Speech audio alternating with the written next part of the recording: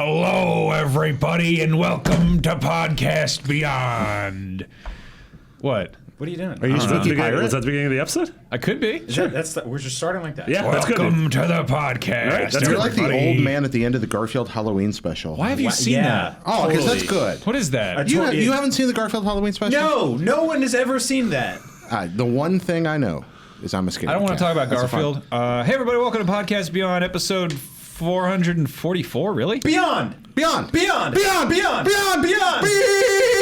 Beyond. Wow, would you turn into a sheep there? What was that? That was awful. I like how you're looking at my. You have your own sheet. Yeah, It's got a I had to turn, it's got a the sheep Frankenstein over, on top sheet of it. over. Yeah, I Is that like started Duke drawing. Nukem? Started drawing Ron Perlman for some reason. I'm Max Scoville. This is Marty Sleva. Hi, Max. Brian Altano. Hi. Oh, I'm sorry. Thank you. Well, you've never done that on the podcast before. Apparently it's the first time. And Jared Petty. Back from my long exile. Thank you for having me. Yeah, long exile. Yeah, so there's a bunch of games that came out. I'm actually super bummed I missed last week because I powered through Uncharted 4 and Ratchet and Clank over the course of the weekend and that last Monday, and then I got Jury Duty, which was very boring and crappy. We What talked console about was that on? about your crime last week. Yeah, my love of the animals.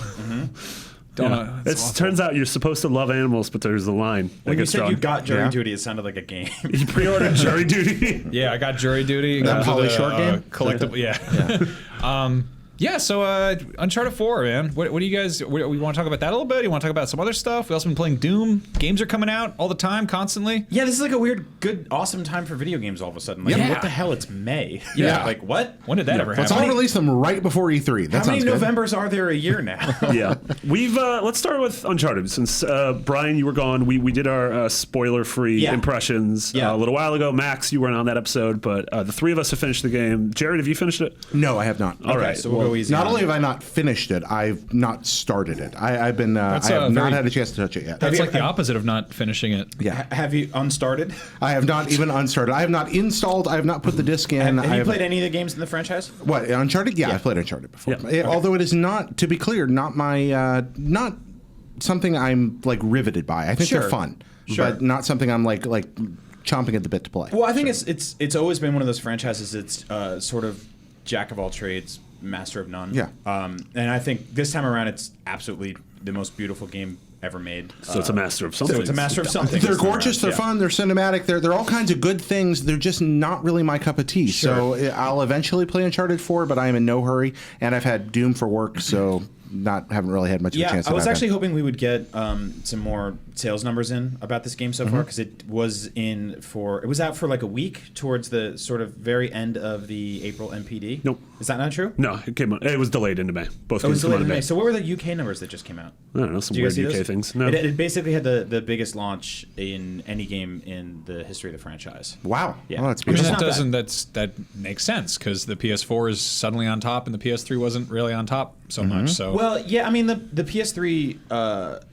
I think there was a lot more units out at the time of Uncharted 3, but the thing about the Uncharted games is like that's very fascinating about them is that they're always a very slow burn. Like they kind of just kick around for a very long time. I think for probably 3 or 4 years after this, people will be like, I want to buy a PS4. What game should I get? And they'll get Uncharted. Yeah. Or they'll buy the Uncharted bundle or something like that. Yeah. It's such a great.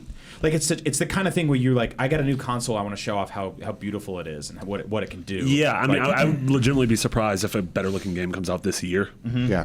For the rest of the year. And then Brian and I talked at length on the impressions episode, and then I talked last week with Alana and Andrew about sort of Brian and I feel largely the same way. That it's gorgeous. It's an amazing story, incredible performances.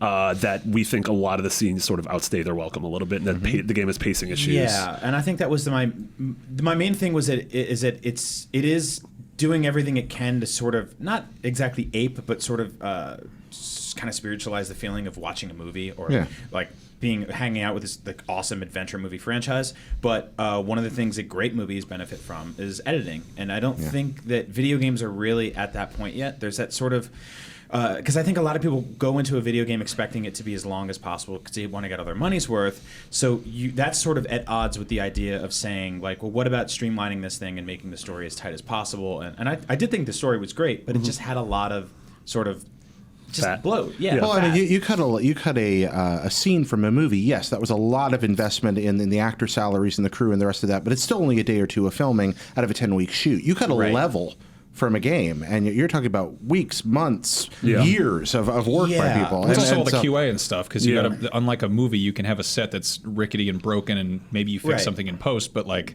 Because With on a game, the audi- everything has to work. Yeah, at a movie set, the audience isn't poking around and being like, "Well, what happens if I push on this wall? Is everything going to exactly. fall over? Yeah, Am I going to fall through the earth?" No matter, I mean, unless you're making a movie in space, when you start shooting a movie, gravity's already there. When you're making a game, Yeah. there is no gravity, there's no floor. You know, Yeah. Yeah.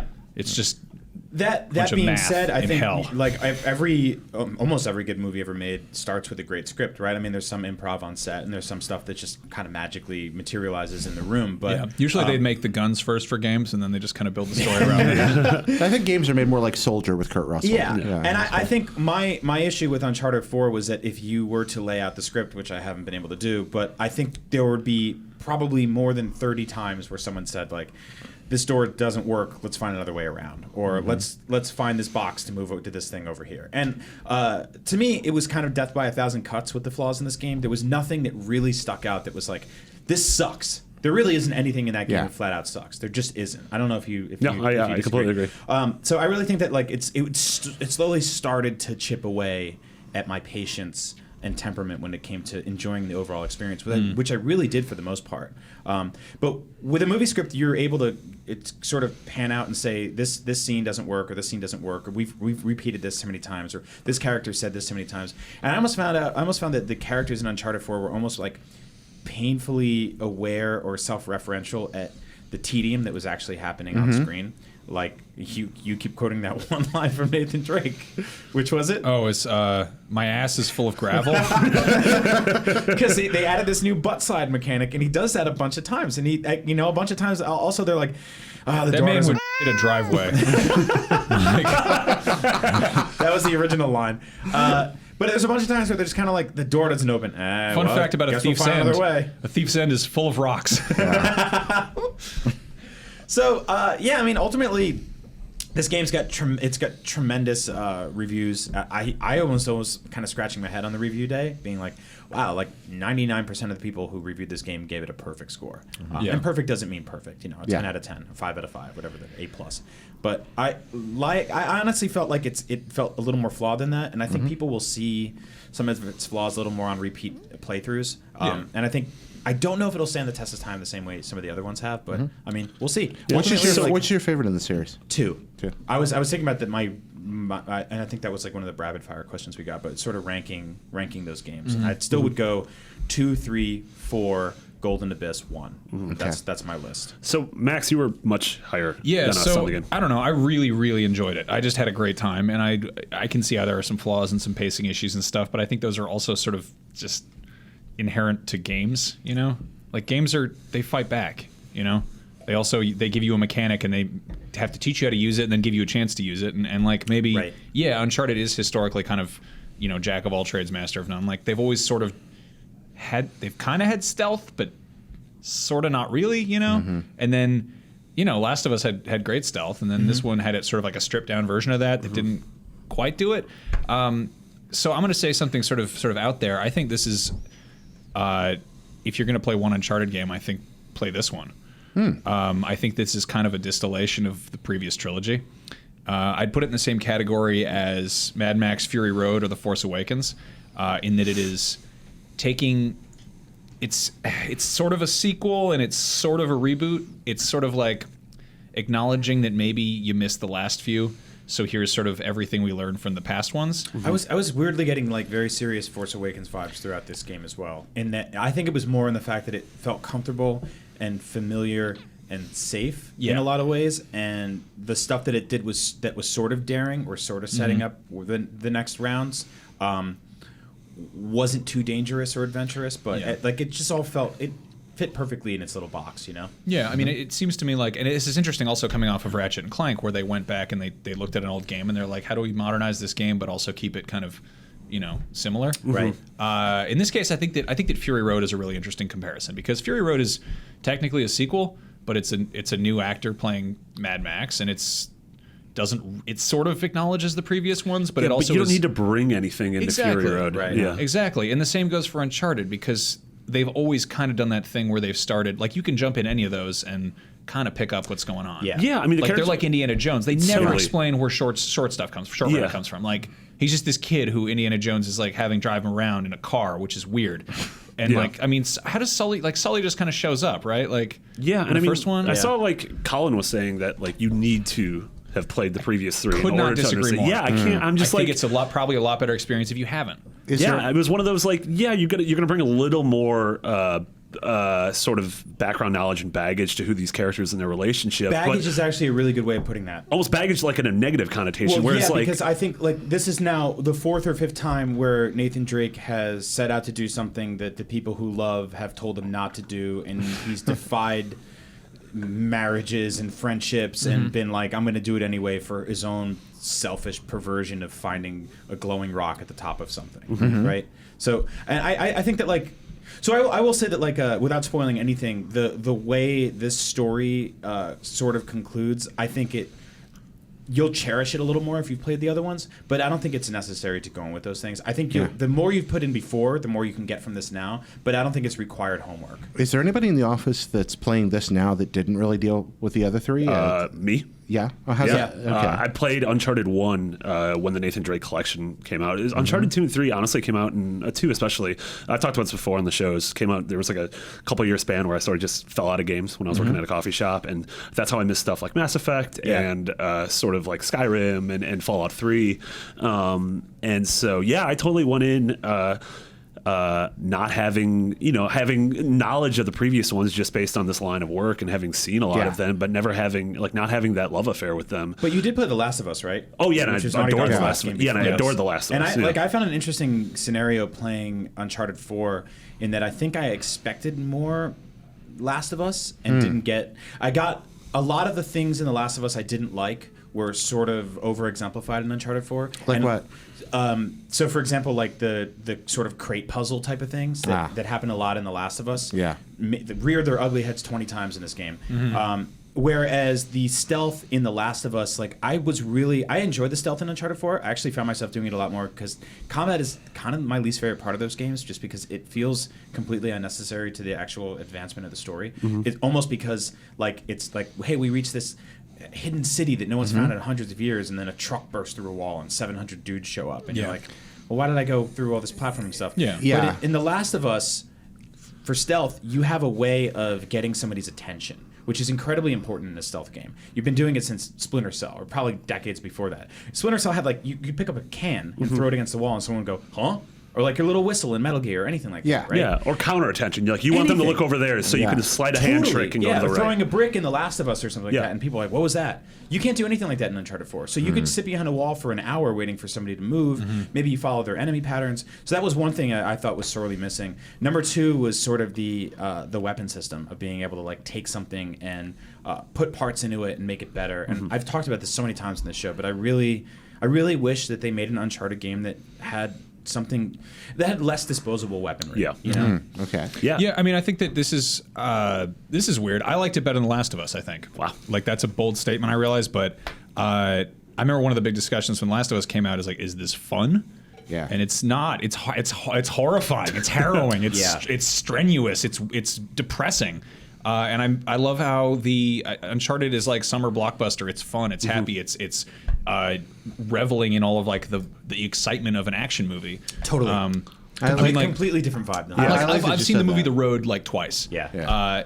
And every time I see it, it kind of like it sticks with me, and I'm like I don't need to watch this for a while, but like I will watch Die Hard every year. You know? Yeah. Yeah, I mean, it's funny that I don't know. It almost reminds me. Looking at Naughty Dog reminds me of like Spielberg's career, where he's a dude who can make Indiana Jones and he can make Jurassic Park, which is what I'd compare these games to. But he can also make stuff like Munich and Schindler's List. Yeah, Schindler's List is like the weird comparison. But yeah, like Amistad. I mean, honestly, and those are sort of to me the Last of Us. where, like, 1941. I'm not going to go back and I don't think I'm going to go back and replay the Last of Us. Just like I don't go back and rewatch Schindler's List all the time. Yeah, but exactly. I still acknowledge that I really appreciate them. I think it's also like the Uncharted. I mean, they're building this game. This is their first like building a game for the ground up for this system. You know, like they poured it over HD versions of the last two, and they got a chance to figure out how the PS4 works. But I think that part of the reason that there are less features in 4 than 3 is because they were like, let's make it look good and feel good. If there's going to be whatever their next thing is, I don't think there's going to be an Uncharted 5. If there's some kind of spin-off or whatever it is, if there's some kind of follow-up. I disagree because I don't think they sacrificed gameplay elements in this game in favor of like making the character models look better or the environments look better. I think that was like a very deliberate design choice to sort of streamline the way you interact with a lot of things. Like they got rid of the ability to throw grenades back at people. Sure. But in doing that, the grenades kind of are a little more terrifying in that they have. Like you have to actually get up and run when you see one coming, and when you're playing on like crushing, which I tried out the other day, like you can't just stand there and inhale grenades like you could on easy or normal.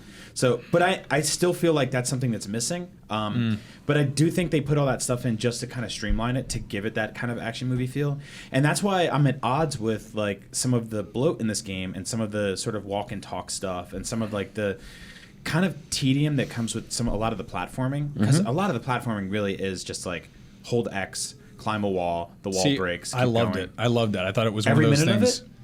I think the climbing was my favorite thing in that game. Yeah, I mean, I love a lot of it because it gives you an idea of like a spatial recognition of like scale. There's this one part where you're scaling this kind of like rectangular cube of a building and it's like falling apart. It's very high up over the city. I won't say anything else. And it's gorgeous and it's awesome and it's fun. And there's other times where you're just climbing a wall and the wall falls apart. And then he's like, I got to go around again.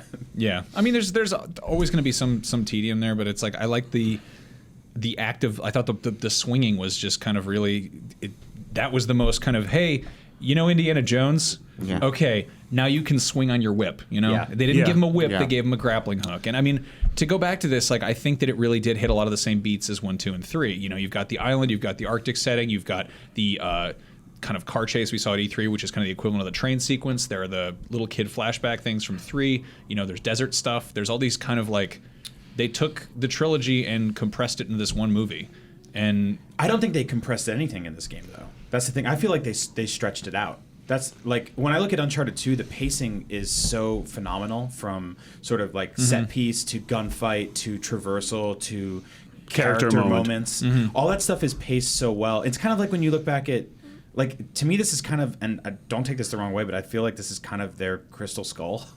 That can only be taken the wrong way. Yeah, That was on at a bar the other night, and that movie's not good. That's a terrible motion picture. I mean, if I had to compare this to any of the Indiana Jones movies, which is very easy to do because the franchises are incredibly similar. I think that's what this would be. But see, like you say something like that, and I'm like, I don't want to play this game all of a sudden. Like, I'm enjoying listening to the interplay between you two, talking about the same points from opposite experiential perspectives. On you both experienced the same thing. You came out with different feelings. Yeah, about totally. It. I'm really excited to play it because of that. But I'd compare it you absolutely should play to it. Last Crusade because it is this kind of this. It's putting a cap on things. You know? Yeah. And 3 might have already done that, but it's more like in this case you've got this estranged relative showing up, and you've got. You got to pull out your diary all the time and look at rocks or whatever. But I don't know. The penitent man pass? Yeah. Pretty much. I mean, there is a much more of like this. I mean, you watch Last Crusade, and there's like this is very kind of like, okay, enough screwing around. Like the last, like Temple of Doom is a theme park ride, and then Last Crusade is like, there's that whole exchange where like Sean Connery like slaps Indy for saying Jesus Christ, and he's like, that's blasphemy. Like, and it's like, oh, like the fact that they were not even, they're not doing like, oh, it's Shangri-La. They're like, there's stuff in here where they're like, yeah, so here's some like stuff about the Bible. Here's some like actual religious history. Yeah, about the dudes who were crucified next to Christ. Yeah. I'll say that probably Uncharted 3 is not really spoilers. It's from a 2,000-year-old book. So.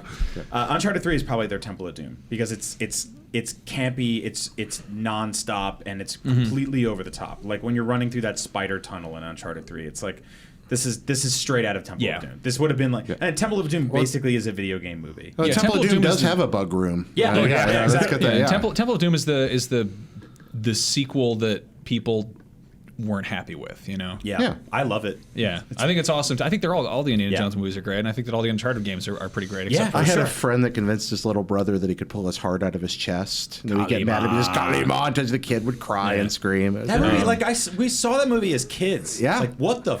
I know. I was like, it's like 7 or 8 sitting in the theater watching that. And I was like, holy. Which actually, like, I thought that there was a... That was a weird thing about the build-up to this game was fascinating, because there was a lot of, like... that push and pull of, like, is this going to have darker themes? Yeah. Like, when we first saw the Nate character model, and he's, like, bleeding, and he's, like, laying in a puddle, and it's raining, and there's, like, these skeletons hanging everywhere. And there was that initial VO from Sam that was like, "You left me to die," and like it was like super serious. Because I really think, like, the Amy Hennig pass on this game was darker, and I think Sam was way more villainous, and ultimately we got something campier, and I have no problem with that whatsoever. Like, I thought that whatever they did was great, no matter what. But it would have been interesting to get, like, I would love to see, and we probably will never get them, but I'd love to see the design docs based on the original sketches of this game. That said, I feel like this does a good job of, like, closing the book on Uncharted. Doesn't kill anybody except for that poor Jeep. Kill that Jeep. Oh, there's going to be single player DLC, which I think we'll talk about in a later episode of what we think. What we think that'll be. Interesting. Except for the first time in the series. That would be awesome. Yeah, that'd be really cool. My guess is Nadine, or any of the weird diagonals at the ending. Maybe it'll be finally we'll get Uncarded, crazy Jeep racing. Yeah. All right, I played that. Or that monkey that gets pet. Yeah, I was real pissed off you couldn't shoot that lemur. That's terrifying. Also, I did the thing where, like, there's a part where like a lemur jumps on you and he's on your back and you can't really do much with him. But I went into camera mode and I turned off the character model, so I just had this really awkwardly posed lemur in the middle of space, and I'm just like spinning the camera around. And I just wanted to stand back there and say, like, Banjo-Kazooie lines. I forget if I talked about this here, but one of my favorite things in that game was accidentally dying in the middle of, like, a conversation with Sully. Because you're like, oh, this is so pretty, and you ride your Jeep right off a cliff. when you get that Jeep and you just veer off a ledge, he's like, yeah, so what I think about Madigan. I was in tears. Everything goes black and white. I had to reload a save because I got my Jeep, like, just vertically perched. Like, I drove it backwards off a cliff, but it only fell like 7 feet. So I'm just like, and there's no way to get out of it if it's like that. So I'm just sort of like, it's impossible to break that. It's really stupid. So yeah, it's a great game. Go check it out. Another game that came out is Doom. Jared, let's talk about Doom. Okay. Doom's fun. I like Doom. You guys playing Doom? Yeah. Okay, so do you playing it, Max? Mm-hmm. Yeah. Okay, I'm really enjoying Doom. There's things I don't like about it, a lot of things that I do. I think that they succeeded in creating something that's kind of altogether new. I haven't seen a game that rewards aggressiveness like this maybe ever. Yeah. And I really like that about it. If you haven't played it yet, the gimmick's pretty simple. When in doubt, attack. When in trouble, attack. You get more health drops from enemies when you're in trouble. What's the tutorial? It's the beginning of the hell. game. It's like hell punishes the indolent. Like, I don't know. You're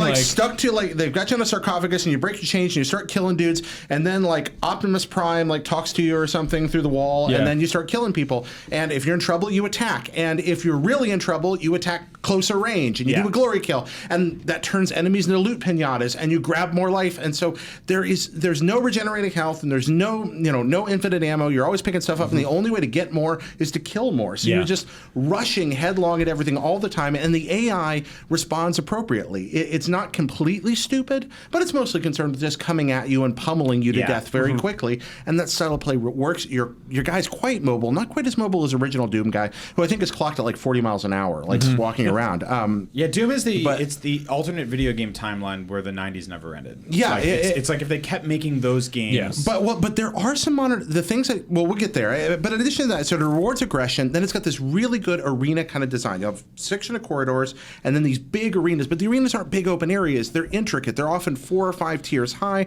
They're full of tunnels and secrets, and because you're running around constantly in combat and you've got to replenish your weapons, there's weapon and armor and health pickups everywhere in every arena. So you run around, you pick those up, and you grab like a quad damage, and then you fight a bunch of monsters, and you go through a tunnel and you're in another arena, and they're all really, really well laid out. Then there's this really neat chainsaw mechanic where, you're all smiling at me. I'm just laughing because you're so really, excited. No, okay, there's this really great cool, yeah. the really cool chainsaw mechanic is named Terry. Yeah, Terry the Chainsaw Mechanic. He works down outside the Lowe's. And if you take your chainsaw in, he'll fix it up for you real good. My wife's dad fixes chainsaws. One of his the moment How many fingers does he have? The moment he has 8.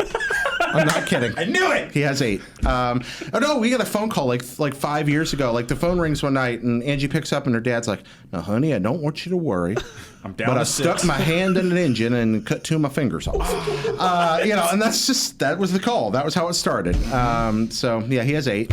So Frodo of the 8 fingers and the Chainsaw of Doom. But yeah, the chainsaw mechanic. Right. The chainsaw mechanic is that it cuts in half. It does, but so you got a limited amount of charge on the chainsaw all the time. It will kill anything in the game practically. Almost any enemy can be killed with the chainsaw. But you need more fuel depending on the bigger the enemy. Exactly. And so you take the enemy down and they become this ammo pinata. And there's just ammo everywhere when you kill somebody with a chainsaw and health. And so you're in these big arena fights and you're like, I'm about to die. You pull out the chainsaw, you kill a giant enemy, or you can use a bunch of little enemies. This is the most excited I've ever seen you. Yeah, I really am enjoying this game. Yeah, I think you like it. Well, it has a lot of problems too, though. Why haven't you talked about the story? No. So before we move on to that, I want to when you're talking about aggression, I completely agree with that, and I think it deals with it in the same way Bloodborne does. To where Bloodborne, you take damage and you have that small window where you're like, well, all the rationale in me is saying I should back up and I should get away from this and I should rethink what I'm doing. But if I attack right now and fortune favors the bold, then I get that health back. And that's to me what Doom is like. Doom is like, I shouldn't go in there and do that, but I'm going to do it anyways. And you do it, and if you do it correctly, you're rewarded for it. Yeah, it it's like great. the Jedi axiom: when outnumbered, attack. Bring this, and it works so well. Yeah. It's just, and the game is built around that. That's another reason it works. If you tried that in a lot of Doom other games. it is exactly what I was hoping it would be, in that it is Mortal Kombat 9, the shooter. I was totally hoping it would be this, and I saw the second I saw it, I was like, this seems like it could be, looking at what made it great in the first place and going, okay, let's sort of modernize that, but not like let's not screw it up by making it third person or making it 3D or whatever. I love how dumb that sentence is, but how much perfect sense it makes. Yeah. It's like being like telephone, the airplane. Yeah. Yeah. No, I mean it makes perfect sense. Your glory kills are basically fatalities, and your chainsaw is more or less X-ray moves. It's kind of like they've made it a little bit more casual, but at the same time keeping the thing that makes the series great. You know? And the glory. Oh, go ahead. Oh no, just if you haven't, I know Brian, you just started this morning, right, or last night, you said like you're not totally feeling the depth of the combat yet, and I think you need to give it an hour and a half to 2 hours before you get enough weapons and before you can start upgrading your suit and start upgrading your actual weapons, and then you start getting runes. The runes, that's what does it. When we were talking about Uncharted, how you said before how you don't feel a bond to any of your weapons or equipment. I totally feel the opposite about this. That's awesome. Like, this is my combat shotgun, and I've upgraded it that way, and this is my rocket launcher. I think I was expecting to be immediately grabbed a little more by a game that immediately throws you into Which something. I love that. Yeah, I'm I do like, really 5 love seconds that. in, I'm shooting a dude. Yeah, and I will say that the verticality of the levels did throw me off a little bit, because it gets a little bit tedious. That's one of the worst parts, is the platforming. Yeah, the vertical platforming. There's before we get to the bad stuff, though, I absolutely agree with Marty on this. Give it a little time, because your abilities do change, and when you get the double jump plus the midair turn plus the glory kill speed up, where you get faster every time you glory kill somebody. Oh crap! Like, then you're just like fun. you become this like flying acrobatic Katamari of death, like spinning with 10 different weapons that you're switching between in a half second. Slow down. Okay. So that's fun. Also, go ahead. So yeah, I wanted to say that like I've always kind of hated modern shooters for the lack of pageantry of getting a new weapon. Like, I hate how much time I spend in, I don't know, Uncharted or Call of Duty or whatever, where you kill a guy. It happens in Fallout too. You kill a guy and he's got a different gun from what you have, and so you spend a second being like, which is better? Whereas in Doom, you walk into a room and there's a shotgun, and you're like, I don't have one of these. I got a new toy. Like, I remember in 5th grade, like when my friend had like the shareware Doom file or whatever, and before we'd figured out how to go on the library internet computer and look up cheat codes, we were like, he's like, I found the rocket launcher. I'm like, you found a rocket launcher? That's insane. What else is there after that? And then he's like, dude, there's a chainsaw. I'm like, there's a chainsaw? Yeah. Why? Yeah. You're on Mars. There are no trees. Yeah, there's totally you can at a certain point in the game, I think like a third through near the end of Mars, you get the old school shotgun, like the double barrel. You get the double barrel shotgun, but you can get it a level earlier if you find a secret. And when I found that, I was like, oh man. That's another thing. There are secrets everywhere. But like that's something that I love so much. I think that is such a wonderful example of this game's kind of thesis. The fact that one of the last weapons you get in this space colony is a double-barreled shotgun with a wooden stock. Have you guys got the BFG yet? No. Oh, I think I'm like halfway through hell. They're so kind when you get the BFG because they make a big deal The about end of it. the bar is halfway through hell. We got about 20 minutes left, so they make Two-thirds of the way. They make a big deal about it. Doors over, you grab the BFG, and then like the very first thing the game does is like you go through hell to get the thing. You finally got it, and then just these huge double doors open. There's like 50 enemies on the other side. It's just like, what will you do now? Yeah. You know, it's moments like that. Which is great. a very classic Doom moment, by the way. Oh, There's yeah. like so Exactly. many moments in the original Doom where you just open a door and it's just like, That happens a lot. I always love, like, at the end of Knee Deep in the Dead or the shareware thing, whatever we had, I remember it was like the scariest thing in the world because you get to the end of the thing and you're like, what's in this door? And you push it and you just everything you just go into a black room and you're like, and we go in there with God mode on. And we're like, what's in here? And it would just be like a bunch of dudes and we kill them and then we're still in this stupid sarcophagus. it's We're in this every enemy in the crypt. game in like one hole. Yeah, it's great. But Doom is awesome for that, and I love it. And there's stuff in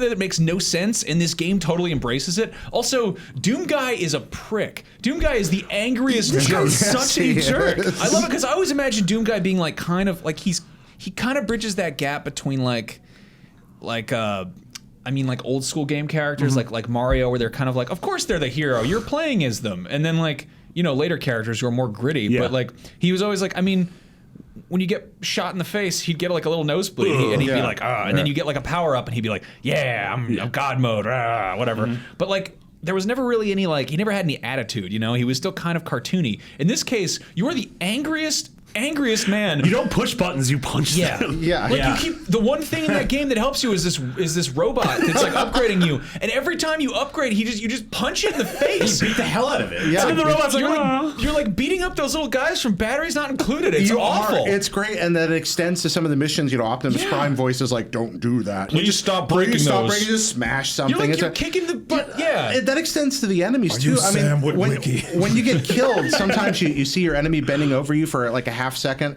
I had a Revenant rip my arm off and start beating me in the face with it with my own arm. Which I sort of it was- deserved that because I entered their home and started killing all their friends. It's great. Now there's some things about it that aren't as good. Go ahead. Maybe we don't cares? get into that. Yeah. No, I think it's fine. You just talked about how an enemy ripped off your arm and beat you with it. Yeah. What do you have problems with the multiplayer? Who cares? No, There's a chainsaw, you idiot. It's a really good game. I feel like it's Just nothing Chinese else. food takeout is delicious. It's made of rats. I don't care. Just the fact that it's doing so many really new things, because it is an old Doom. It's a little over reliant on arenas, even though they're very well laid out. I wish I could zip through some of the levels more. I can zip through arenas, but I can't zip through those stages Doom style. Right. I missed that a little bit. The vertical platforming stages are irritating as all. Oh, yeah. They really are. How do you feel about like the sort of movement and speed of the gunplay? Because I feel like it's a little floaty. Are you playing on console or PC? Console. Okay, I'm playing a PC. We're on a so I Do you know PlayStation the name of this show? Yeah, I know. Okay, right. So I started The on. name of the show has nothing to do with PlayStation. I know. It's one of the 5 different catchphrases they used for last gen system. So I started playing this on PS4. Played for quite a while on PS4. Liked it with a controller, but when I went to mouse and keyboard, I was like, oh yeah, this is. What I dope. like to imagine is Doom Guy is on those like Heelys. He's just rolling around the level. He's just got the daintiest pink roller skates. Yeah, he's like teenage brother upper body and like little sister lower body. So he's just skating around, but then also be like just punching TVs. Teenage brother upper body sounds like the crappiest band. But it took me about an hour to get my head around the controller, like the console controls, and then I was fine. There's He some other moves things. incredibly quickly, but it's the gunplay's a little floaty. I think it's because I've been like I'll play Call of Duty and I play a lot of Battlefront and stuff like that. And that feels. I think I just wanted something a little more arcadey, and it almost entirely is. Like everything in the game is, except for just aiming. So I don't, Just aim less. Just get more rockets and stuff. Yeah, I guess I that's love the, that you that's can the get solution. explosive upgrades for like every gun. Oh yeah, the which shotgun makes no the, sense. The assault Like, rifle, yeah, Yeah. absolutely. That's like getting a rake that's a leaf blower. You're just like, okay. And then you have your runes, so you can customize like your playstyle around that. So if you want to be explosive guy, you can kind of do a build, and it's really Yeah. neat. And the collectibles, there are 8 different kinds of hidden secrets in this game, at least, and most of them make you a more powerful character, like long term. So there's a lot of incentive to go after them. But The soundtrack is amazing. the too. the I soundtrack. think the soundtrack's trash. Well, yeah, Yeah. it is trash, but but it's perfect for I this would- game. it's like guitar. Yeah, I wish you could unlock the original Doom score, like the Yeah. original, like the old kind of. Well, have you found a hidden Doom level yet? Like one of the Not original? yet. Yeah. Okay, no, so those. I saw that video though on IGN.com, the #1 source for all things that you can. So it is so fun. You find one of those and you go into it. You pull the lever. You go in, and the music starts to like as you go in, it starts to midify. Yeah. And you get in there and it's like, bah, bah, bah, bah, bah, bah, bah, bah, bah, and then you go out and Clinton's it just president. and you go back out and it Fun kind fact: of that's what it's like to have a stroke. dynamically Everything turns changes into a back. Windows Yeah, 95 game. Now I really want a stroke. The rune challenges suck. They're easy early on. They get harder, and eventually it was like I'm playing and the Forza load and times, Doom. at least The on load times, PS4, are yeah. really annoying. Like Yeah. mid-level's fine because if you just don't die, but if you start dying a lot or start doing those rune challenges, it's like, this is like 40. It's like Bloodborne Yeah. when you die. Yeah, Like, the platforming dying in that is really annoying because like there's stuff where it's like, oh, can I jump down there? And you're like, no, No, you I can't guess jump not. down. Yeah. I fall and then suddenly explode Yeah. into guts, which I do love that sensation of like falling. That is like, To be fair, I did that thousands of times in Uncharted, where I'm like, I can fall down that 4 foot. So this is Yeah. half Doom 4. This is half Quake 5. Yeah. It's got a lot of Quakey feel to it. You It talked about the definitely feels slowness. Quakey. Rage Yeah. 9. Do you think we'll get another Quake? After this, I don't. It depends on how well it does. Yeah. Because so I keep talking about all these wonderful things about it, and like, okay, so some of the vertical platforms irritating, and the rune challenges are dumb, and the story stuff's dumb, and The art's kind of butt sometimes. the some of the compromises they made. I was definitely like, butt. when I was a Whenever creative writing major.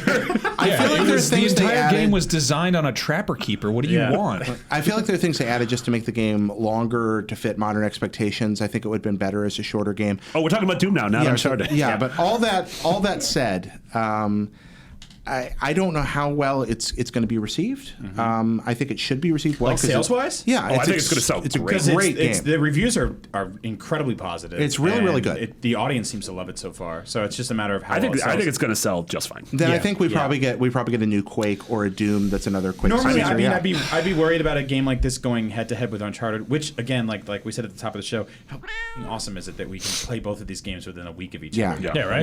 Yeah. But this game is multi-platform, so it has a tremendous potential to make its money back. So in the same way that the last Tomb Raider was kind of like, that was sort of the Uncharted for everybody, you know, like Yeah. that was cross-platform Uncharted. This kind of feels like cross-platform Halo. Like in the multiplayer is very like it's very kind of goofy and Halo-like, you know, and then it's just, you're a spaceman who is a green guy and he gets a wacky gun. And, Yeah. But it's also got electric guitar music and lots of blood. Turn off the electric guitar and put like Old Crow Medicine Show in. Oh It's hell pretty yeah! great. No, actually, I've talked about this before, but like get that Spotify on PS4, and you can change music on your phone when you're playing the game, and it's yeah, you great. can play my album. You could play some sick jazz. Yeah. Check out some Esquivel. But for hyperbole's sake, I haven't had this much fun with a single-player shooter campaign in years. Really? Like, oh yeah. That's Yeah, a absolutely. high praise, man. Since Homefront. What was your last? What was the last single player? Halo shooter? 5, I guess, would be the last one I played. Yeah, I can't remember the would. last. I would rather play this game than Halo 5 any day, night, or year. Wow. Yeah. What about What mornings? Tuesday? Huh? Yeah, What about mornings. Tuesday? 8 days of the week. First day, fourth day, Tears Day, Friga's Day. That's all most those. days. All right, so if you have to buy one game this week, buy two. Yeah, because apparently they're both real good. Let's talk about the Assassin's Creed movie. We have to. I'm sorry. It got quiet for a second there. So this looks really cool. This looks gorgeous. The trailer looks fantastic. This is directed by that fellow who did that Macbeth. Justin It's got, Kurzel. it stars Magneto and Ian McKellen. Batman's girlfriend or something. Kanye West. Kanye West does all of the music except for probably not, except because he's in the trailer in one part. Maybe they're gonna play his He does song. all the voices too. Yeah. He voices the haystack. Yep. The haystack get was out of there me. for comic relief. He plays Yep. the hawk. They mocapped Kanye and made him run around with a kite in his back. And Kim he just, Kardashian plays all the cities and the yeah. horses. Yeah. So no, it actually does look gorgeous. The combat Yeah. looks fantastic. the kind of the present day stuff looks sort of weird because they've And so got this that's whole. where like this, and I was like ride or die Yeah. for this movie. I loved everything going into it. I loved all the production value, how gorgeous it is. The cast is phenomenal. Yeah, if you haven't watched the TV trailer, pause right now, watch the trailer, then come back. And Yeah, it doesn't really give anything my away if excitement you- was through the roof for this. I didn't really care about the Kanye thing because I thought the instrumental itself worked. And then they came out with this stat out of nowhere, which was just record screech, which I don't think anyone even knows what that sound is anymore because no one actually DJs on a turntable anymore. It's the sound of your like Bluetooth speaker cutting out. Yeah, exactly. It's your favorite like DJ dropping a laptop or something like that. And they said that 65% of this movie takes place in the present day. Yeah. What? Yeah. Okay. Why do they tell us so this? Even if you're gonna do that, yeah, why would you tell us Don't that? tell me that. Yeah. Don't say that. I was telling you guys, it's like if J.J. Abrams was like, now I know you're excited for Force Awakens, only 10% of the film features the favorite characters that you grew up loving. 90% will take place in the Galactic Senate with Jar Jar Binks. A lot of it has a ball. Yeah. Like, Yeah. what? What? Don't tell me that. This is so bizarre too because historically, no pun intended, Ubisoft has always been very, very like closed about the present day stuff. Like I remember whenever they were, like they always be like, so what's the Abstergo stuff going to be like? What's going on with because they've what's his been face? kind of slowly veering away from it Yeah. as much as possible. So I think the trailer and the stat, the trailer itself, I think, was a good reminder. Like, it showed us who've played the games and like the games. It's like, oh, this perfectly captures the action and the parkour and sort of the look and feel of the Spanish Inquisition. Yeah. I think for a general audience, I think framing it around the Abstergo stuff does work. Because I don't know if the general audience wants to go see a movie about a dude wearing a robe in the Spanish Inquisition. Well, I know when I watched the trailer when she's like, it's something like, welcome to the Spanish Inquisition. Yeah. I just heard Mel Brooks in my head Yeah. instantly. That was all I could think for the rest of the trailer. But when you see like shirtless Michael Fassbender doing a Matrix thing with a robot on his back, I think the general audience would be like, More okay, like I want to Michael see Fassboner. I think they're just going to be sweating They're because very shirtless fast Michael direction. Fassbender is very, very hot. that said, the stuff that they showed that is I was present gonna, day. I was gonna censor boner. I don't know why. You can't censor boner. I'm never gonna censor Yeah. boner. If you need to censor boner, just say Bo-Rang. Yeah. That said, the present day stuff in this film does look really cool because they've figured out a way to just not show a guy laying in a bed. Yeah. The entire time. They've invented this weird giant Dr. Claw machine thing that Yeah. rattles you and shakes you around. Yeah, the it's like room. Gladys being the big spoon Yeah. behind him. It's Yeah. like those things they train astronauts in, and Yeah. kind of looks like that. There's you like an hour before we recorded This is a real thing. Yeah, I'm gonna pull the story up. What if they put him on one of those like weird bungee cord like baby harnesses that they put the kids on like global guts on? So he's just like, whoa! He's on basically a giant like adult leash. Yeah. Yeah. Also, I don't know if so I heard that the trailer ends on the leap of faith, Yep. where he's like jumping off that thing. That's not CG. That's they actually did. They threw Michael Fassbender off They a actually building? did the world's record-setting free fall. Yeah. Really?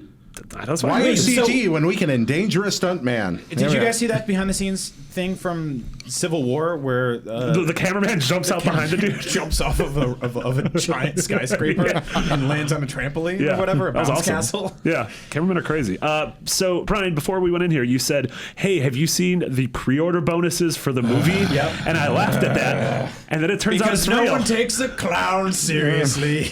But I'm real. Yeah, if you like watching movies, but you thought to yourself, how do I spend as much money as possible before I actually see this film? Man, are there some wonderful packages for you. So for $40, you can get the movie ticket to this movie, the t-shirt, the watch, the titular assassin's watch. Just a little tiny knife. That's where he says Well, the arrows are actually poisonous. What if it's like a special Assassin's Creed watch that lets you know what time of history you're in? You look at it and it says either now or then. Awesome. And the PDF of the script. Oh yeah, my favorite Oh, yeah. collectible. Yep. An Adobe portable document format. So that's $40. Maybe that's a little much money for you. So $15 gets you the movie ticket and the script. Maybe you have a little bit more money and you want to spend $60 on the McFarlane Toys Aguilar Hidden Blade, which is a plastic peripheral for your real That's that man thing. arm. That's that thing we unboxed and I cut myself like a year and a half That ago. terrifying blade Yeah. that you and I were legitimately like scared Scared. and having fun playing with, and people reading people in the comments were like, they got paid to do this. was Yeah, like, we yeah. did because that's how jobs work. I just love that the But creator not of by Ubisoft. the creator of Spawn sent you a plastic toy that you hurt yourself with. Yeah, That's exactly. beautiful. His Spawn the movie hurt me back in the day. So that's $60. Malbolgia. Maybe you want to spend a little more money and you want to spend $120 in No, the official Assassin's Creed hoodie, No, I'm which good. Is basically like a large baggy poncho that has diagonal strokes across it that you can wear in the movie to piss off people sitting behind you. Brian, I got a lot of money. Really? Yeah. Do you have $600 for the Aguilar Premier Scale statue, which looks like the thing that gave away it with the game? Do you have that much money, or maybe I have even more. do you have twice that? Because for twice that money, you can get the Spanish crossbow from UB Workshop. This 15th century crossbow is an exact 1-to-1 scale replica of the weapon featured in the upcoming movie and used in a pivotal scene where a man gets shot with a crossbow. It is $1,200 for a movie ticket and a fully functioning weapon. Created by famed Hollywood weapons master Tim Wildgoose. Tim Wildgoose? Are you serious? You go out and hunt wild goose with your Again, crossbow. no one takes and the then clown seriously, but here he is. Gosh. This crossbow is Yeah, what if 18 what if inches long and like a real wild goose, and features scenes from medieval Spain. Are they like etched along the sides, like hunting scenes? Yeah, there's like weird, like artisanal etchings? What if the pivotal scene is in like a middle of a very climactic moment where Yeah. it goes up a watchtower and there's a falcon flying around it? It's like, "Scrah!" What if some guy just goes out on his balcony and just shoots the falcon? It's like, you've desynchronized. Your spirit animal is dead. He's like, ruddy falcons can't stand a lot of them. They keep eating the hens. If you're excited for this and you do have $1,200, I don't know, maybe find a charity. Yeah. But if you really do have this much money, act fast, because there's only 20 of these in the world. Handcrafted, numbered, and limited to an edition size of 20. This you can- piece is a worthy That's so centerpiece. stupid. I once bought a crossbow for $20 at a sporting goods store and traded it for Iron Man midnight opening tickets. Yeah, keep in mind it's also That's available. true. It's available exclusively on Kernel, so you'll have to look that up. Yeah, you can buy a What's pretty Colonel? good. You can buy a pretty good crossbow for $200 or Go $300. to the sporting goods, get a crossbow. Yeah. They're fun. Also, Yeah. I hope all 20 people who buy this have to engage in some sort of a Hunger Game next Yeah. year. Keep in mind that also comes with a movie ticket. So Oh, there you go. you and 19 other people in the world can be the first people to ever get arrested for bringing a real crossbow into a movie theater. That's probably not true. You don't think so? It's probably happened before. Jared has a story. No, Jared's no, but uncle. There's got to be somebody that It's your brought a uncle crossbow with to a 8 fingers. movie. All right.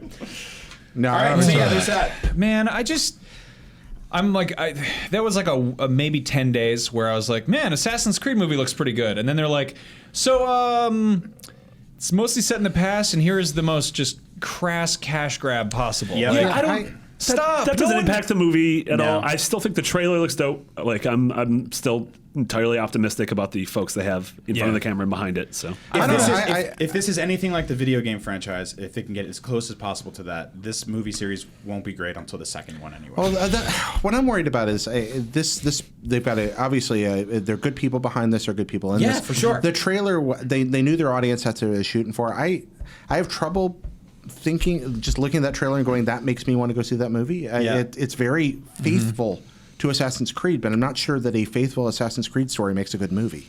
I'll And go that see worries me a if little. you say it's Da Vinci Code meets The Matrix, then a whole bunch of dads will perk up and go, I love those. Yeah, I don't know. I'll see I this watched movie. it and was not. Yeah. I was impressed So- by the fidelity, but I was not impressed by Yeah. wanting to go see the movie. I'll see The this other- movie because I have 86 minutes to throw away to anything. The same reason I'll see Ghostbusters or anything else. I've seen some of the worst movies ever made, some of the best movies ever made. It's a movie.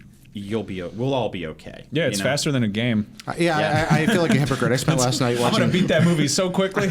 That was the original tagline for HBO. Movies, they're faster than games. The script over here, or our run of show, also states Tetris sci-fi thriller trilogy coming from China. I don't think we should talk about that at all. There's nothing to say there. I think that's a terrible idea. Why would they make 3 movies based on Tetris? That's awful. And now I'm talking about it. I'd rather see a That's movie- a bad idea. Don't do that. I'd rather see a movie based on tetanus. I think that'd be much more exciting. The Tetanus trilogy? The tetanus arc. all right. How much time do we have? Final Fantasy 15. Want to hit on this for a second? yeah, I'll hit on this really quick. I just want to pimp a couple things we have on the site and going up on the site soon.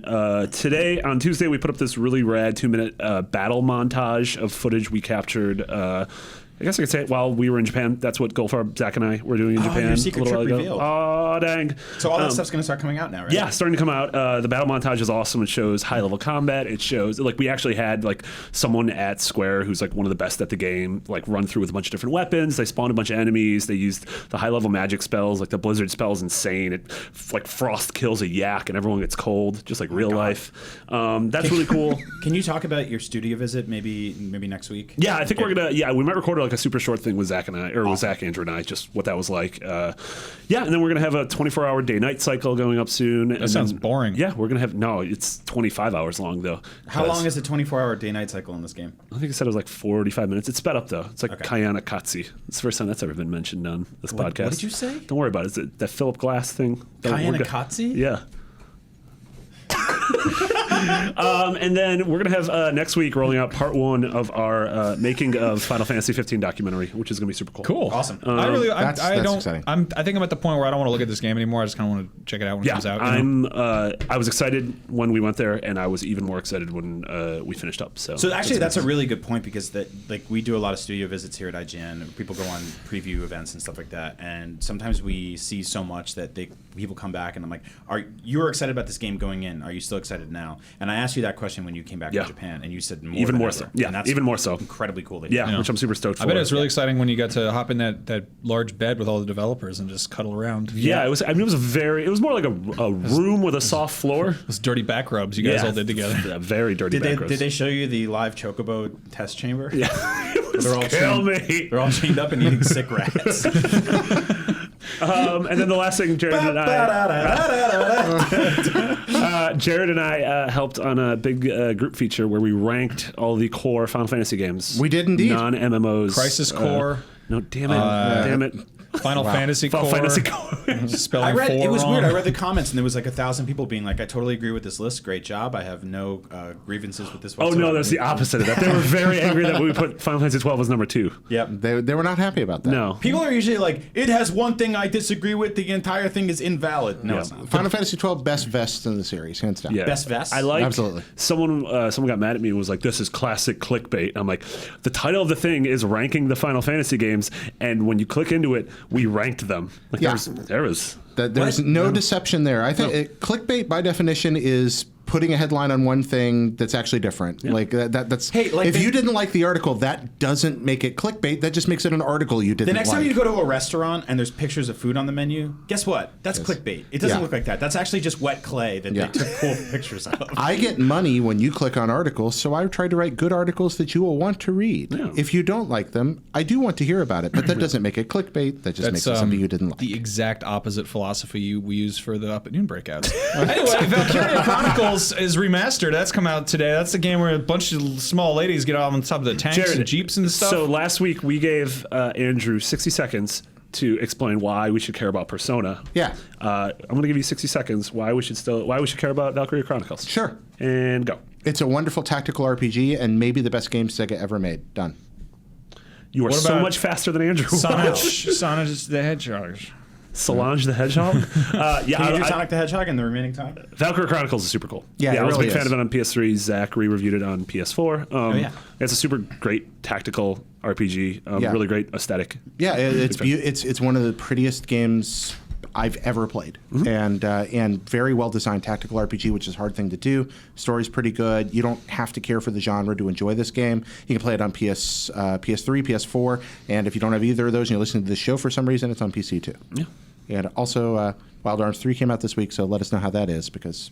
Because that hasn't been out for a while. The Wildest Arms. Rapid Fire. You want to play a game of Rapid Fire? Let's do Brian? some rapid fire. So every week I go on the Podcast Beyond Facebook group. That's facebook.com/group/Podcast Beyond. And I ask you, our lovely loyal audience, to give me questions that are short and sweet so we can answer them at the end of the show and get through some wacky, crazy, stupid stuff. Wackadoo. Christina Moskalets asks, name the funniest thing you've each done after or during a night out drinking. I put on a suit and broke into an abandoned pumpkin patch and chased a three-legged, one-eyed, no-tailed raccoon with my friend's cane and then couldn't get out of the pumpkin patch, so I had to break into a shed and steal a stepladder. I fell asleep on a couch and my ex-girlfriend called me and asked me what that noise was in the background, and I realized I fell asleep on a couch on the street that somebody had thrown out. We periscoped our own version of the Johnny Carson show from our hotel. That's right. That's on YouTube at Comic-Con. Yeah. That's right. I vomited 1.5 pounds of fresh sushi up on the floor of the living room of my home in Japan, and then fell asleep in it, where my wife came in at 2 a.m. and found me sleeping in it. Wow. James Sprules asks, why do people hate Call of Duty? The new one looks cool. I'm still nauseous over that last one.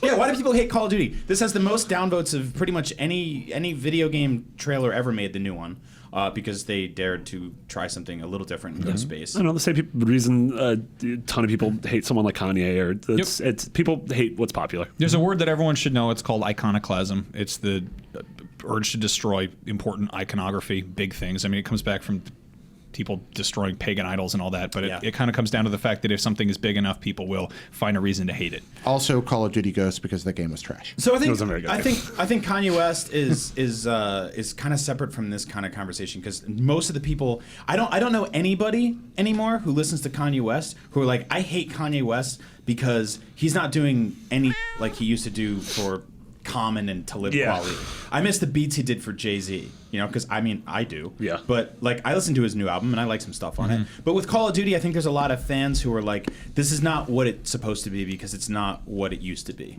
And they're kind of screwed if they do and screwed if they don't, because if they keep iterating on the same exact thing over and over and over again, people call them repetitive and just... how many times do we hear like, oh, IGN 10 out of 10, Call of Duty, same thing every year, even though we'd never given that score. Yeah, exactly. That's why I liked what I saw in this new little peek here, and like what they did with Advanced Warfare. And the fact that they keep innovating and trying new stuff and also changing up game style. I think what made Ghost so frustrating was largely that it kind of felt rote and lazy and like video game the game and a little kind of up its own butt. They seem to be moving very purposefully away from that. Yeah. And they're making good products. I don't understand that. Also worth noting, Ghost came out at the launch of this console generation, and it was multi-platform at the time, so it kind of almost inherently had this aiming high but also aiming low. It was a launch window title. It came out at a time when people are like look at just about any launch game, it's higher scores than it should, because people are like, wow, yeah, exactly. Yeah. I mean, you go back and revisit those things, they probably don't hold up so great. Knack. So. Oh, knack. JT Shoop says, what do you guys think of Kojima's new character model? I would buy a Play Arts Kai action figure of it right now. I don't even like that toy line. He's I would buy that. Skeleton robot knight who has the body of an astronaut. His name is Lutens, and he was wearing an extra vehicular something suit, adventure suit. He looks like a space knight with big puffy pants. Yeah, he's like a space Spartan. He's like the MTV award thing, like the little, kind of. Yeah. He's got a flag. He's a Moon Knight. I feel like he's been playing a lot of Dark Souls lately, and then he sketched something. Yeah. David Negret says, out of all the video game secrets and embargoes you guys have to keep over the years, what's been the hardest ones to keep now that you're able to talk about them? Are there any now that you guys are dying to tell us or can't wait for us to hear? There's always ones that we know for a very long time and we can't say anything about them, and sometimes they just never happen, and you just die with them, and you're afraid to say anything because you don't know if it'll actually come true one day. Yeah. I think the story started coming out this year, I believe, but the GTA Tokyo stuff. Yeah, I heard that in hushed tones in a okonomiyaki place in Tokyo. I remember hearing about that a few years ago, and how they were struggling to sort of rationalize how to make Tokyo a city where you can drive around, and they ultimately couldn't solve that puzzle. They actually sent people to live there for a while and figure it out, and couldn't. So that's fascinating to me, because that was almost a thing, and it just isn't now. So that's probably one of the bigger ones. Yeah, we knew leading up to E3, we eventually found out the Sony's big 3 announcements with Last Guardian and Shenmue and Final Fantasy VII. Yeah, I'm so glad I'm playing all those games now. Yeah. And then there's things we find out that are it's sort of like a gentleman's agreement where you're not going to talk about it, and there's other things where you find out something and then you sort of want to report on it, but you have to find a couple different sources so you don't burn anyone, which we always it's very sort weird, of have a couple juggling around. We get secrets, but I'm still very surprised by them when I actually see them come to fruition. Like I think we knew about the Final Fantasy VII thing, but we didn't see it. Oh yeah, totally. Yeah. And then when we saw it, it was like, oh god, this isn't like we heard about the Last Guardian being at E3, and then we got to see that demo of it being played. And like nothing prepares you for that. It's one thing to hear a word, and it's another thing to see like a 5-minute gameplay demo. So my buddy Anthony Carboni, who hosts Sony pre-show stuff, was doing rehearsal, And he doesn't get told everything in advance. You know, he has to keep secrets under his hat. And apparently, when they were doing the rehearsal stuff, they rolled that clip of the feather falling, and he goes, "Whoa, Blessed Guardian, show that again!" And they were like, "Nope, sorry, we're turning off the TVs." And he's like, "What the? Come on!" So like, even people really close to that, you know, sometimes. Yeah, I would have guessed it was that chocobo rat eating game. Yeah. Go ahead. I was gonna say there's a couple things. One is that there's stuff that are like, you know, stuff that's NDA'd, and there's stuff that's embargoed that's like actually top secret, and then there's stuff that's there's a term I hear a lot, which is a friendia, which is when someone who is your friend, spoilers, we're friends with people who make games, will tell you something, and they're like, hey, as someone who I have a friendship with, please don't tell anybody this because I would get fired. You know, like it's just a basic kind of common decency, like gentleman's agreement kind of thing. But it's always weird to get that kind of stuff because it's like it's, you know, you're not keeping that secret because you signed a form. You're keeping that secret because you know. And you're keeping it secret because what does anyone get out of me saying a thing that's going to be announced in 2 weeks that's from what's now? coming to me. Like the ones I keep thinking of are ones that are now public knowledge, but I still can't tell anybody I knew. Like even now, for the sake of things that in the future I might want to be able to talk about. And we get like pre-briefed on a lot of E3 stuff just because it helps us with coverage. Like we have to plan our live show, and we have to plan our pre and post show, and we have to plan who's the right person to go to this unannounced game. And it's sort of like, well, we need to know who it is. So what kind of a game is it? And we're like, it's a sequel to this thing. Like, oh, well, Marty's gonna. I'll tell you that every year, the week before E3 here is a pretty rad time to be in the know. You're just like, oh my gosh, that's everyone in the room has fantastic. secrets. It's very cool. I can talk about one of the funniest embargoes I had to adhere to. There was, I think this was 2011, I guess, whenever Crysis 2 came out.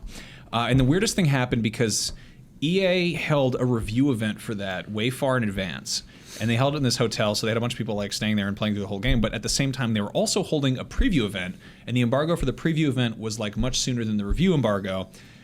So they had people come in and play a section of the game. And they were like, okay, you can talk about the second chapter, the third chapter, and the fifth chapter, but please don't mention the following mechanics or these things. And I was like, what? Like, why would you do that? Yeah. Like, let me play the whole game and then be like, here's the things you can talk about. And then on top of that, the entire game leaked online. Yeah. So, like, I'm writing all these notes trying to keep track of what stuff is fair game to mention in my preview. And then I wound up just watching a Let's Play leaked online. I just scrubbed through and I was like, oh, yeah, that part sucked. Oh, that part was all right. Yeah. And then the game came out and everyone hated it. And it was like, I think the embargo was up, like, at E3 or something, so it was just, it all got swept under the rug anyway, but it was just like a colossal waste of everyone's time, you know? Those are the most inside baseball moments of all, are the ones where something leaks, where you've agreed to something that, you know, you're going to hold on to a certain point, suddenly it breaks in the wild, and you're all trying to figure out how to make that work. Yeah, we're like, let's find someone who didn't know about it beforehand. And You let know, them write it A up. lot of the Nintendo embargoes, as I get a lot of those, are like particularly prickly because they'll be like, do not mention the main boss, who is, and then they'll say the main boss. I'm like, why did you tell me that? Like, I didn't know that. Don't mention the main boss of the new Zelda game, Like- Zelda. Yeah, like Yeah, you're like, oh god. you finally fight her, or they'll be like, do not, like, we got one for a Pokemon game a couple years ago that I think I ended up reading on NVC because it was so over the top. Yeah. Oh, I love that. It was like, do not mention these characters, these characters, these characters. Do not mention this, this, and this. Do not mention the color of the hat that this character wears. Do not mention how high the grass is in Cerulean Town. Do not mention this, this, and this, and this. It was like 6 pages of what you couldn't say, and by the end, you're kind of like, what can I say? Yeah. Oh, Yeah. I'm just gonna say nothing because I'm terrified. Yeah. It's the point you feel like you're being like trolled by a bored intern. Just Yeah, kinda- well, it's, I mean, I think my favorite was Bayonetta 2, because that had stuff that was just like, not only was it incomprehensible to anybody coming from outside, it was also just hard to read. Like it was just unpronounceable.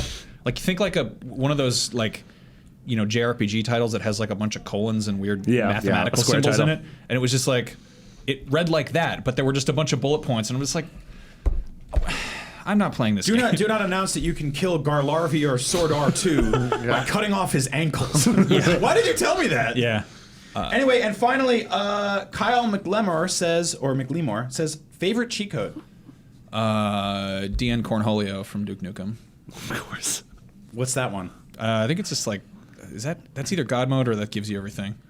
But I don't know. I just always like the fact that there was just a Beavis and Butthead reference in the cheat codes for that. Yeah. As far as actual like cheat codes that do something, I love in Heretic you can turn into a chicken, and you can run around and peck people in first person, and then you can go into like weird little secret areas as a chicken. I love the Why? the playable Wampas in Shadows of the Empire. Yeah. That was really good. I Yeah. mean, it's not a great game looking back, but that was just so cool to be like, I'm playing as a Wampa. Yeah, I think it's all the ones I like are nostalgic. Are like 16 and 32 and 64 because bit that's when they made generation. them. Yeah, that's totally the stuff like I mention all the time about the Banjo-Kazooie stuff with like stop and swap that ended up being like cheat codes that you went back to after 2E came out. I People love them. GTA 5 for still keeping cheats in there. I love that too. It sucks that like cheats either get taken out for the sake of achievements or they get turned into DLC. Yeah, it sucks, you know. Or microtransactions. Yeah. Or a lot Something you of them can now are sort of Easter eggy stuff. Like I just saw Homefront: The Revolution just came out, which I have no interest in playing, but evidently there's an arcade cabinet you can find and then play 2 levels of Time Splitters 2 inside the game. Yeah. And I'm like, oh, that's awesome. I think for the historic context, ABAC ABB is really, really interesting because there's such a huge story around the existence of that code. I mean, there's a year of American politics that you know, there's the Senate hearings on video game violence are tied to that code. Yeah, that's that is a something. really strange story. And then the fact that you start the game and it's like warriors have a code of honor, but there is another kind of code. Yep. Like ... and you're just like, oh, it's on! You just start hitting buttons until blood appears. It's you an know? obvious one, but the Konami code is fascinating because first of all, it makes games that are incredibly difficult, incredibly playable. Stuff like Life Force and Contra. Yeah. But it also works in reverse on a game like Gradius, where if you use it, your ship explodes. Well, if you use it twice, Did you your know ship that? explodes. No. Yeah, like use it twice, your ship explodes. It's basically just being like, you cheated. Yeah. You're dead. Yeah, if you use it once, you get every weapon in the game. Yeah. If you use it twice, your ship explodes. I love I mean, that. I just love that it's also one of those things that's so famous that it gets rolled into like Pop culture. websites. Yeah. You know, like you can use the Konami code on like CNN.com or Yeah, something. yeah, and yeah. it's just like that's such a cool like. Yep. I mean, that is the video game equivalent of like the Wilhelm scream. Like that is such a little inside nod. Yep. Yeah. Finally, we want to thank Alex Myers for sending Andrew a Persona 5 magazine. He's not here because he's in his corner looking at it and having a great time. Alex's YouTube is youtube.com/AlexMyersVids. That's AlexMeyers vids. Yeah. So check him Yeah, out. Andrew was and, really excited because Persona 5 was on the cover of Famitsu in Japan. He tweeted that out on Friday, and all of a sudden, Monday morning, he came to the office, and Alex had overnighted it. So Yeah. that was really sweet of He him. keeps coming up to me about the wiki and about adding some of the new details from Andrew, this. just go to bed. No. I want to do it, but it's so cute because it's like I know it's really low priority, but That sounds like him. but it's really low priority. Yep. He gives a crap. That's nice. Andrew Goldfarb was downright adorable. When Oh, he did this kind of franchise. I love that man. I wouldn't go that absolutely. far. Oh, I do. I love it. Absolutely. if he could ride around on my back like Yoda for the rest of my life, that I would be jovially fine. tolerate Yeah, I him. passionately enjoy him. There was a theory on YouTube that I hated him. I like Really? that theory. That's Yeah, pretty because good. apparently I give him weird looks in the show. There's That's just a lot- my dumb face. About a year ago, Max hated me. Remember that? We got a bunch of messages because you wouldn't talk to me. Oh yeah, and- I told you to shut up or something. It's Yeah. like, no, I love Jared. He's And great. Justin Davis hates me on GameScoop too. We call each other mean names all the time because that's how friendship is. Yeah. So friends are mean. They're mean So we people. do. So if someone in your life is very mean to you, that's probably your friend. Or Don't listen bully. to that. Or Your bully. existence is vapid and purposeless. If you guys want to send us weird garbage that you think would be funny for us to open up in a video or something, we're going to be doing that. We're trying to do a mailbag Episode. a masculine satchel. If you want to send it to us, just send it. Care of Podcast Beyond. What about female bag? Yeah, send it to IGN's Podcast Beyond Female Bag, 625 2nd Street, 4th floor. Don't write female San Francisco, California, 94107. We already got one that says Yeah. mailbag, MALE. It's a package Yeah. we haven't opened yet because we're going to Oh. open it live. So for go to YouTube send video. us stuff. Yeah, Yeah. we'll open it up on a special YouTube episode. Yeah. IGN Podcast Beyond is now on its very own IGN YouTube channel. If you go to youtube.com/IGN Beyond, that's where all the full episodes and breakups go out. Breakups? That's where breakups go. Yeah. Next, I'm gonna. That's where relationships go to end. Yeah. It's like the Home Depot flooring section of the internet. we're also gonna do some Beyond Let's Plays of cool all of games. IKEA. Yeah. And we're also going to do special one-off episodes where it's just question and answer and sort of just talking about random nonsense, like the mailbag. like I'm also IKEA. probably going to miss this and be angry and sad about it because I'm going on a trip for weeks. I'm going to go play Uncharted in real life by going to the mysterious land of Greece. Ooh. Yeah. You're going to get gravel right in your right. I'm going to go get a whole ass full of gravel. There's grease in my butt. Max Scoville. What are you doing in Greece? Getting all lubed up, probably. I don't know. I don't know. Just being a. Do you not have the word vacation in your head? Is that not a thing? Just say, know. I'm going on vacation. I'm going on That's- vacation. we gotta That's get all out you of gotta do. We gotta get out of the room. The esports boys are going to yell at us. What? The esports boys are going to yell at us if we don't get out of the room. Really? Oh yeah, Hold are they on. kicking us out? All right, we're going. Sorry. No. Are they knocking? No, we're cool. nobody there. We're fine. Oh, also, Everybody's hey, Brian, grab that sign for us. Can you not read this? No, grab it. I just Why? want to show it to everybody. You put it back up afterwards. Don't rip it or anything. Thank you. Here, show it. If you say, please call out an app. Please call out an app. iOS, PS4. They can't- you don't have a Xbox, etc. microphone. During this. Please. Please call. Use one of the Please IGN call- apps for iOS or PS4, Roku, Apple TV. We're on all the cool machines, so check it out and see What if we got about that. Xbox? Commodore 64, Sinclair Spectrum. Somebody's probably made a weird mod for that. or Xbox is the something. enemy, and we don't talk about them on this show. Yeah. Tune into IGN Podcast Unlock, which I'm also a host Don't of. you dare, you traitor. Don't Apple do that. IIc. Beyond. Yeah. Beyond. Beyond. Oh, we're just done?